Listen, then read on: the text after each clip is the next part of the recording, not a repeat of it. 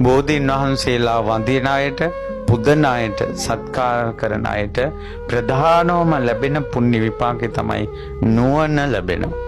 බෝධි සමිඳුන් වඳින අයට නුවණයි ලැබෙන්නේ. බෝධි සමිඳුන්ට පුදන්නේ නුවණට පුදන අයයි. මේ බෝධි සමිඳු මුල තමයි අපේ බුදුරජාණන් වහන්සේ මේ සෙලවෙන්නේ නැති, කම්පා වෙන්නේ නැති හිතකින් හිටපු තැන.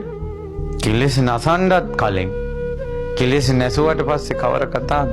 දවසක් බුදුරජාණන් වහන්සේ දේශනා කරනවා, මාරයා බුදුරජාණන් වහන්සේ බය කරන්න ගල් පෙරළුවා. ඒ වෙලාවේ බුදුරජාණන් වහන්සේ වදාලා, එම්බා මාරය, අරහස පලාපන්, අරහස පලාපන් කවා. මේ පොළොව කෑලි කෑලි වලට කැඩි කැඩි යන විදිහට හොල්ලපන්. හොල්ලලා බලාපන් මගේ හිත හෙල්ලුණාද කියලා. සම්මා සම්බුදුරුන්ගේ සිත හෙළුවෙන්නේ නැහැ. හාසූස් ගානේවා, පපුව නතර වෙනේවා, හුස්ම නතර වෙනේවා, මූණු එල්ලගෙන ඉන්නේවා, කම්පනය, පීඩනය, අපේ තියෙන ඒ කෙලෙස් මලකඩ ලෞතුරා සම්මා සම්බුදුරජාණන් වහන්සේ සෝදාහලේ මේ උතුම් ජයසිරි මහා බෝසෙවණි